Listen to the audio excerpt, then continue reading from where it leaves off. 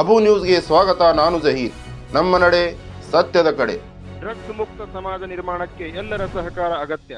ಶಾಸಕ ಅಶೋಕ್ ಮನಗುಳಿ. ವಿಜಯಪುರ ಜಿಲ್ಲಾ ಪೊಲೀಸ್ ಇಂಡಿ ಉಪವಿಭಾಗ ಹಾಗೂ ಸಿಂದಗಿ ಪೊಲೀಸ್ ಠಾಣೆ ವತಿಯಿಂದ ಕರ್ನಾಟಕ ಸರ್ಕಾರ rise Karnataka say no to drugs ಅಭಿಯಾನದ ಅಂಗವಾಗಿ ಸಿಂದಗಿ ನಗರದ ಎಚ್ಜಿ ಪದವಿ ಪೂರ್ವ ಕಾಲೇಜಿನಲ್ಲಿ ಡ್ರಗ್ಸ್ ಮುಕ್ತ ಜಾಗೃತಿ ಅಭಿಯಾನ ಆಯೋಜಿಸಲಾಯಿತು. ಕಾರ್ಯಕ್ರಮದಲ್ಲಿ ಶಾಸಕ ಅಶೋಕ್ ಎಂ ಮನಗುಳಿ, ತಹಶೀಲ್ದಾರ್ ಕರೆಪ್ಪ ಬೆಳ್ಳಿ, ಸಿಪಿಐ ಸುನಿಲ್ ಮೂಲಿಮನಿ ಸೇರಿದಂತೆ ವಿವಿಧ ಇಲಾಖೆಗಳ ಅಧಿಕಾರಿಗಳು, ಕಾಲೇಜಿನ ಉಪನ್ಯಾಸಕರು ಹಾಗೂ ವಿದ್ಯಾರ್ಥಿಗಳು ಭಾಗವಹಿಸಿದ್ದರು. ಈ ಸಂದರ್ಭದಲ್ಲಿ ತಹಶೀಲ್ದಾರ್ ಕರೆಪ್ಪ ಎಸ್ ಬೆಳ್ಳಿ ಮಾತನಾಡಿ, ವಿದ್ಯಾರ್ಥಿ ಜೀವನದಲ್ಲಿಯೇ ಕೆಲವರು ಮಾದಕ ವ್ಯಸನದಂತಹ ದುಶ್ಚಟಗಳಿಗೆ ಬಲಿಯಾಗುತ್ತಿರುವುದು ಆತಂಕಕಾರಿ ಬೆಳವಣಿಗೆಯಾಗಿದೆ. ಒಮ್ಮೆ ವ್ಯಸನದತ್ತ ಜಾಲಕ್ಕೆ ಸಿಲುಕಿದರೆ ಅದರಿಂದ ಹೊರಬರುವುದು ಅತ್ಯಂತ ಕಷ್ಟಕರ.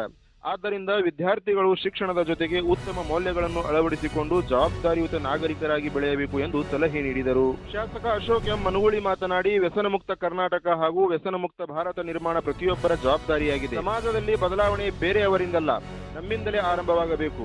ಪೊಲೀಸ್ ಇಲಾಖೆ ಸೇರಿದಂತೆ ಎಲ್ಲಾ ಇಲಾಖೆಗಳು ಜನರಲ್ಲಿ ನಿರಂತರ ಜಾಗೃತಿ ಮೂಡಿಸುವ ಮೂಲಕ ಮಾದಕ ವಸ್ತುಗಳ ವಿರುದ್ಧ ಹೋರಾಟವನ್ನು ಮತ್ತಷ್ಟು ಬಲಪಡಿಸಬೇಕು ಎಂದು ಕರೆ ನೀಡಿದರು. ಕಾರ್ಯಕ್ರಮದಲ್ಲಿ ವಿದ್ಯಾರ್ಥಿಗಳಿಗೆ ಮಾದಕ ವಸ್ತುಗಳ ದುಷ್ಪರಿಣಾಮಗಳು, ಅವುಗಳ ಬಳಕೆಯಿಂದ ಉಂಟಾಗುವ ಆರೋಗ್ಯ ಮತ್ತು ಸಾಮಾಜಿಕ ಸಮಸ್ಯೆಗಳು, ಹಾಗೆಯೇ ಕಾನೂನು ಕ್ರಮಗಳ ಕುರಿತು ಮಾಹಿತಿ ನೀಡಲಾಯಿತು. ಡ್ರಗ್ಸ್ನಿಂದ ದೂರವಿದ್ದು ಆರೋಗ್ಯಕರ, ಶಿಸ್ತುಬದ್ಧ ಹಾಗೂ ಜವಾಬ್ದಾರಿಯುತ ಜೀವನ ನಡೆಸುವಂತೆ ವಿದ್ಯಾರ್ಥಿಗಳಿಗೆ ಅಧಿಕಾರಿಗಳು ಮನವಿ ಮಾಡಿದರು.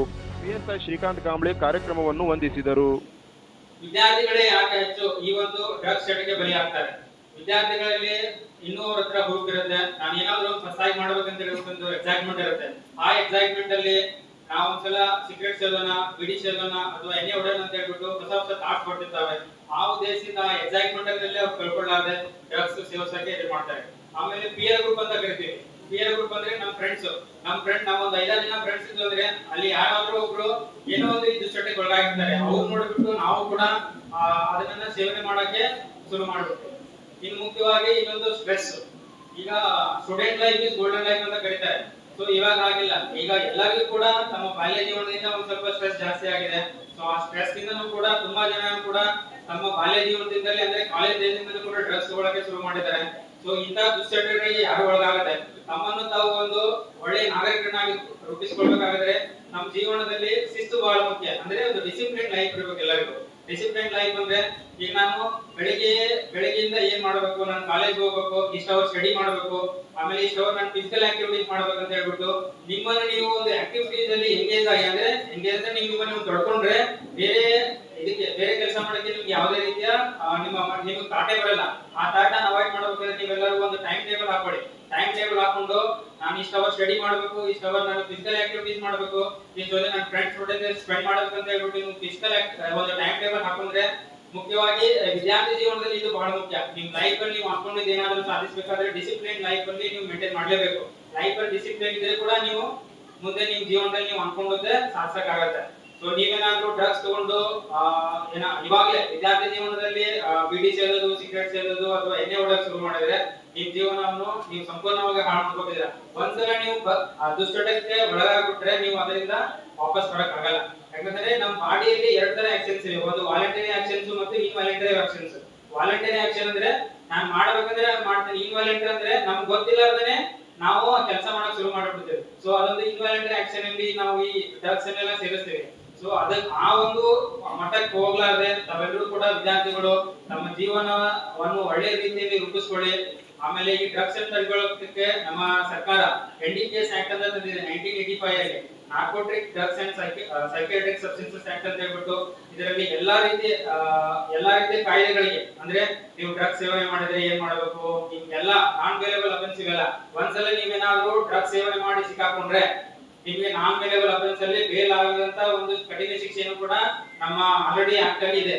ಹಂಗಾಗಿ ಎಲ್ಲಾ ಕಾನೂನುಗಳನ್ನು ತಾವು ಅರಿತುಕೊಂಡು ಇನ್ಮುಂದೆ ಯಾವುದೇ ರೀತಿಯ ದುಶ್ಚಟಗಳಿಗಾಗಿ ಒಳಗಾಗದೆ ತಮ್ಮ ವಿದ್ಯಾರ್ಥಿ ಜೀವನವನ್ನು ರೂಪಿಸಿಕೊಂಡು ಒಂದು ಒಳ್ಳೆಯ ನಾಗರಿಕರಾಗಿ ಒಂದು ಒಳ್ಳೆಯ ಜೀವನವನ್ನು ರೂಪಿಸಿಕೊಳ್ಳಿ ಅಂತ ಹೇಳ್ತಾ ಯಾವಾಗ ಪ್ರಾರಂಭ ಮಾಡ್ತೀವಿ ಅಂತಂದ್ರೆ PUC SSLC ತನಕ ಬರುವುದು ಚಟಗಳು.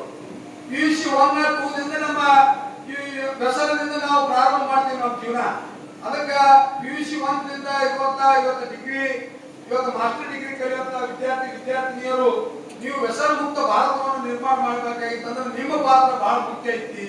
ಆ ನಿಟ್ಟಿನಲ್ಲಿ ಅತ್ಯುತ್ತಮ ಸಮಾಜವನ್ನು ಕಟ್ಟಬೇಕು, ಅತ್ಯುತ್ತಮವಾದ ದೇಶವನ್ನು ಕಟ್ಟಬೇಕು. ನೀವು ಭಾರತ ದೇಶ ಇವತ್ತು ಮುಂದಿನ ವಿದ್ಯಾರ್ಥಿನಿಯರು ಈ ದೇಶದ ಭವಿಷ್ಯ ಕಟ್ಟುವವರು ನೀವು, ಈ ಭವಿಷ್ಯದ ನಾಯಕರಾಗುವವರು ನೀವು. ಅಂತ ನಾಯಕರಿಗೆ ಕೊಡುವಂತ ಸಂದೇಶ ಏನಪ್ಪಾ ಅಂತಂದ್ರ ಈ ಭಾರತ ದೇಶ ಇವತ್ತು ವ್ಯಸನ ಮುಕ್ತವಾಗಬೇಕು ಅನ್ನೋದು ಇವತ್ತು ಕರ್ನಾಟಕ ಜನ ಸರ್ಕಾರದ ಕನಸೈತಿ. ಆ ನಿಟ್ಟಿನಲ್ಲಿ ನಮ್ಮ ಪೊಲೀಸ್ ಇಲಾಖೆ ಎಲ್ಲ ಗೌರವಾನ್ವಿತ ನಮ್ಮ ಶ್ರೀಕಾಂತ್ ಕಾಂಬ್ಳೆ ಅವರು, ಹುಲಿಮನಿಯವರು, ನಮ್ಮ ಸಿಬ್ಬಂದಿಯವರು ಬಹಳ ಒಳ್ಳೆಯ ರೀತಿಯಿಂದ ಈ ಕಾರ್ಯಕ್ರಮವನ್ನು ಸಂಘಟನೆ ಮಾಡಿ ಇವತ್ತು ಎಲ್ಲ ವಿದ್ಯಾರ್ಥಿನಿಯರಿಗೆ ಸೇರಿಸಿ ಇದೊಂದು ಬಹಳ ಅತ್ಯುತ್ತಮವಾದ ಕಾರ್ಯಕ್ರಮ ಇವತ್ತು ಸಿದ್ಧಗಿ ನಗರದಲ್ಲಿ ಮಾಡ್ಯಾರ. ಅವ್ರಿಗೆ ನಿಮ್ಮೆಲ್ಲರ ಪರವಾಗಿ ಅಭಿನಂದನೆಗಳನ್ನು ಹೇಳಕ್ ಬಯಸ್ತಾ ಇದ್ದೀನಿ.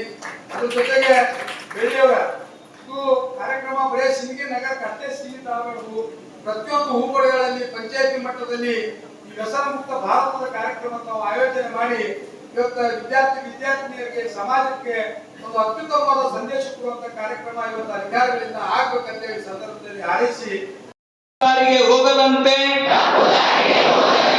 ಎಚ್ಚರಿಸುತ್ತೇನೆ ಮತ್ತು ಮಾದಕ ವಸ್ತುಗಳ ವಿರುದ್ಧ ಧೈರ್ಯದಿಂದ ನಿಂತು